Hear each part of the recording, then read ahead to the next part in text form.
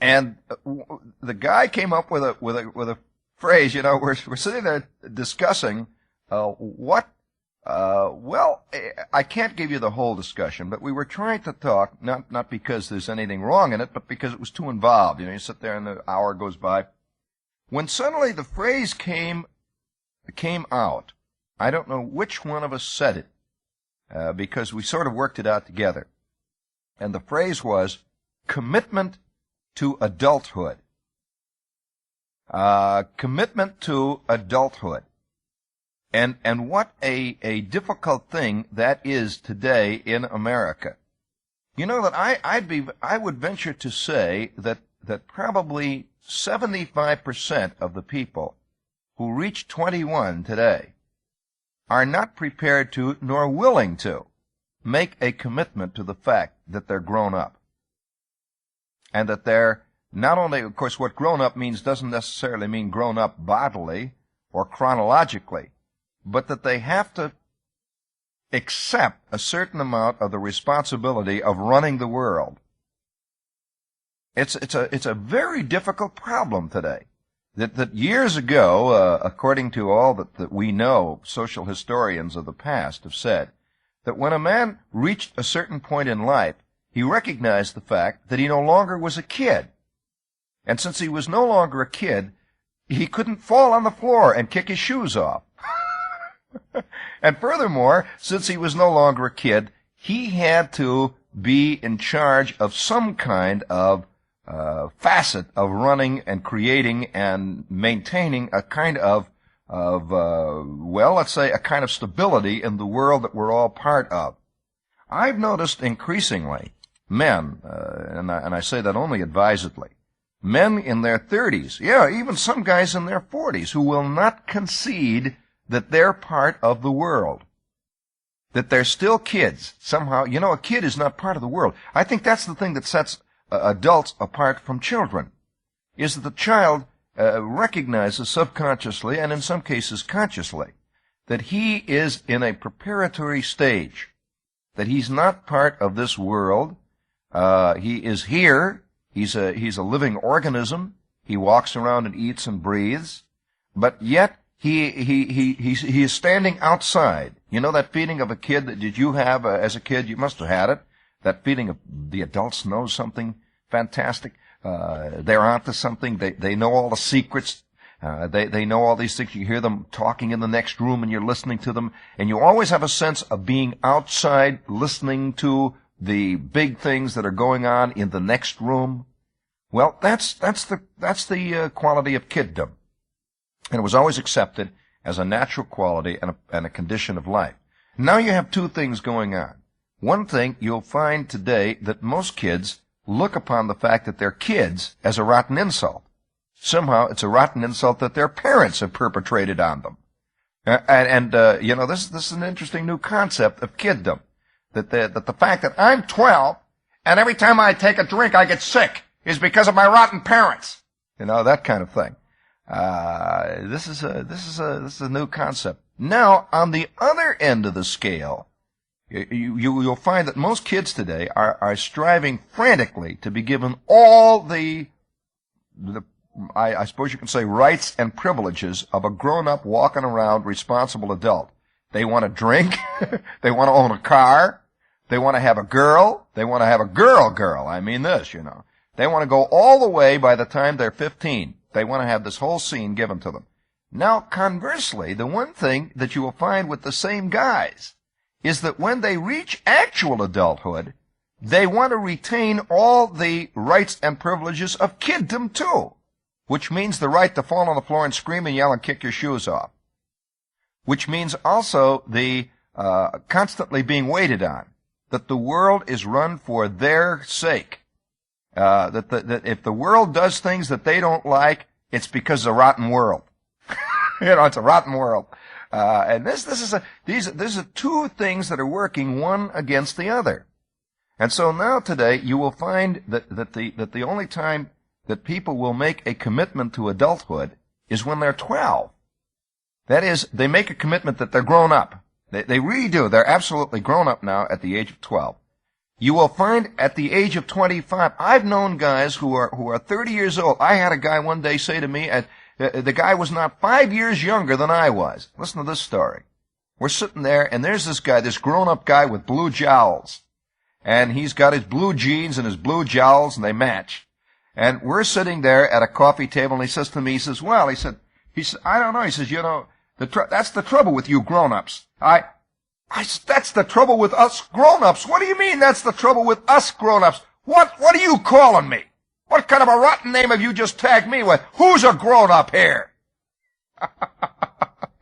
No, but all kidding aside, I couldn't believe it. He said to me out loud, he says, the trouble with you grown-ups is you don't understand the world of youth.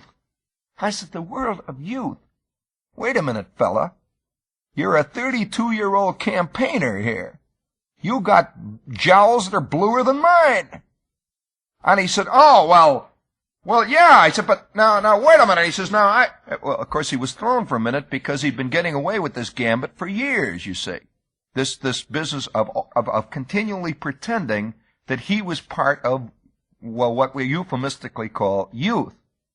Oh, sure. Have you watched the commercials? The Pepsi commercials, for example. You're part of the Pepsi-Cola generation, the official drink of the Pepsi generation. Pepsi-Cola hits the spot, and it shows all these 15-year-old kids running around the backseat of convertibles and all that. And everybody believes they're part of that same scene, merely because they drink Pepsi or whatever it is they do. But that's speaking of commercials, I think we ought to have time for another little whoopee here, right, friends? Well, this commitment to adulthood is one of the single most difficult things that people have to do today. And I have noticed more and more the refusal on the part of people to do it. Now, I'm not saying grow old. That's what a lot of people think that means. And in fact, I'll tell you this, though, that in a strange, nutty way, it does. That the fact that you are really interested and concerned, you know what? One of the very basic things that happens when you become a true adult is that you begin to have perspective. You begin to say everything is not black and white. You begin to say things like, well, yes, but there is conceivably an argument on the other side too. You say, now wait a minute, it's not as simple as that. Well, you will find that as the guys who refuse to commit themselves to adulthood, they retain the kid attitude of black and white. My dad is a bum. What do you mean? All the other kids do it. Or they will say things like, you know how a kid is. A kid is black and white. Either a kid feels that his parents are wonderful, or they're absolute rotten people. There's no in between. Absolutely none. Yeah, and that's why kids can have tantrums. You can't reason with a child because he does not have the perspective. Yeah, if you say to a child, look, don't you see that if you spend your 35 cents now on a green button because you want a green button, you will not have 35 cents 2 weeks from now, which you may need for something that you really want? Why don't you just spend 7 cents of, I want a button. Well, he cannot conceive past or present. He will not accept the passage of time and the changing needs of any given group of people, including himself. In short, he has no bread, no perspective, none at all. And so you'll find kids involved in, say, the civil rights thing. I want freedom now! Now! They don't know anything about change, perspective. They don't know anything about morality slowly shifting. This is nothing to do. They want now! That's the kid word. Now! Which means everything has to be changed right now, this instant, for me. This instant. A very, very difficult thing to do in let's say mankind's struggle up the ladder. It's never actually happened. Never. I want it now. Well, all right, that's a child attitude. Now, let's take it into another area here. As you grow, as many men grow older, and I'm not talking about more mature, they find that they retain a quality of youth among other people who really are youthful if they can pretend that they're didactic about everything. And so, as a guy gets older, you'll find many a man will get more and more black and white, as opposed to what he should normally become. He should become more and more knowledgeable of the various interleaving human passions in one thing that make everything pretty doggone gray. You'll find that entire political parties are now based on that concept. Black and white, absolutely. And I'm not talking racially here at all, friends. No, it's a different thing entirely.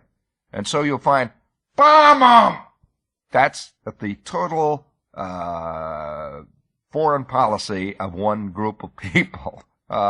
Victory! Now! Now! That's a kid attitude. It's a very childish attitude. So, in today's world, you find if you want to become accepted by youth, now it doesn't mean necessarily youth chronologically. I'm talking to you about 75-year-old 12-year-olds. You have to be absolutely didactic about what you say. If you don't take a black and white attitude towards things, like the world is rotten, all the kids will dig you if you say that. In fact, I know as a radio performer of some considerable experience that all you have to do is to be absolutely didactic. You have to be absolutely firm about a situation, and people will love you. And they'll hate you, too, those who are opposed to it. But believe me, it's the guy who says, now, wait a minute. Both sides are right and both are wrong. He will be hated by both sides. And it's just the way of life. So this commitment to adult is a subtle thing. Commitment to adulthood is not merely just commitment to the fact that you're 30 years old. It means a commitment to understanding mankind by understanding yourself, that you are a mass of contradictions inside of yourself. You are, that no matter how violently you cling to the idea that you're a beautiful person, that all of your thoughts are beautiful, that you're a total loving individual, you've got to look inside of yourself and say there is also another side. There's a hateful side. There's a scavenging side. There is the side of the saber-toothed tiger. There's a side that loves violence, as long as you're on the giving end. There's that side. These are all part. Now, what might be called the commitment to adult, recognizing the complexity of yourself, and then looking around and saying, well, they must be as complex as I am. And the questions are not as simple as being black and white, good and evil, beautiful and rotten. It's a real problem, really. And so we were sitting in the coffee shop, and we finally came to the conclusion that the one single thing that is almost impossible in today's world is that commitment to adulthood. And by the time we had been talking 15 minutes, there must have been six or eight people at the counter listening. And the chick behind there, that's walking around with the coffee cups and that, she's listening. And they were all fascinated, you see, because they recognized in their own worlds where they had refused to accept, black and white. They're all rotten. Democrats are rotten. Or Republicans are rotten.